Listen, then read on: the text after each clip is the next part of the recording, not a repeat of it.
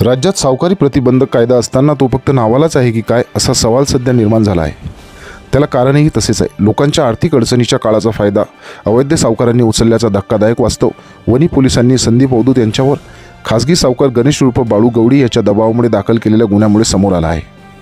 सदर प्रकरणात वनी पोलिसांनी खासगी सावकाराच्या पुढे गुडघे टेकत हात उसण्या व्यवहाराच्या अव्वाच्या सव्वा व्याजाची रक्कम परतफेड नाही केली म्हणून गुन्हा दाखल करत एका कुटुंबाला देशोधडीला लावण्याचे काम केले आहे।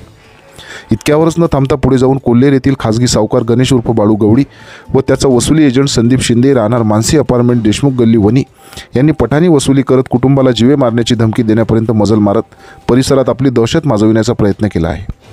खासगी सावकारीचा आपला व्यवसाय एका स्वयंघोषित पत्रकार संघाच्या अध्यक्षाच्या आशीर्वादाने सुरू आहे।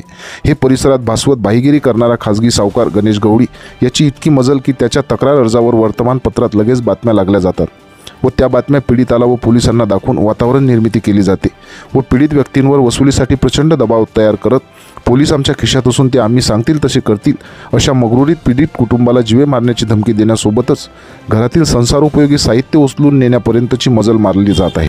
अशा प्रकाराने अन्यायग्रस्त न्याय मागायला जातील तरी कुणाकडे असा प्रश्न निर्माण होऊन पीडिताला अशी दहशत सहन करण्यावाचून पर्याय शिल्लक राहत नसल्याचे चित्र सध्या दिसत आहे। ज्यांच्याकडे न्याय मागायचा तेच सीलबंद पाकिटाप्रमाणे अर्थपूर्ण गप्प राहिल्यावर सामान्य माणसाला न्याय देणार तरी कोण हा सवाल निर्माण होत आहे। पोलीस प्रशासन व सहकार क्षेत्रातील वरिष्ठ अधिकाऱ्यांनी या प्रकरणाकडे गांभीर्याने बघत सावकार गणेश गवडी व त्याच्या साथीदारांच्या कचाट्यात अडकलेल्या असंख्य निष्पाप नागरिकांना वाचवावे असा सूर परिसरातून दबक्या आवाजात निघत आहे। गणेश गवडी व त्याची वसुली करणाऱ्या एजंटने व्याजापोटी अनेक निष्पाप लोकांच्या चारचाकी गाड्या ट्रॅक्टर मोटरसायकल गाय बैल व संसारोपयोगी साहित्य जबरदस्तीने हडप केल्याची असंख्य उदाहरणे समोर आल्याशिवाय राहणार नाही। मात्र लोक दहशतीमुळे तक्रार करण्यास पुढे येत नसल्याचे दिसून येत आहे। पोलीस प्रशासन व सहकार विभागाने संबंधित लोकांच्या घराची पोलीस फौजपाट्यासह जळती घेतली तर अनेक धक्कादायक गोष्टी समोर येण्याची शक्यता आहे। सावकार गणेश गवडी व एजंट संदीप रंगनाथ शिंदे यांच्या मोबाईल हिस्ट्री सहकार विभागाने जप्त कराव्यात। त्यात सर्व साहित्य बाहेर आल्याशिवाय राहणार नाही।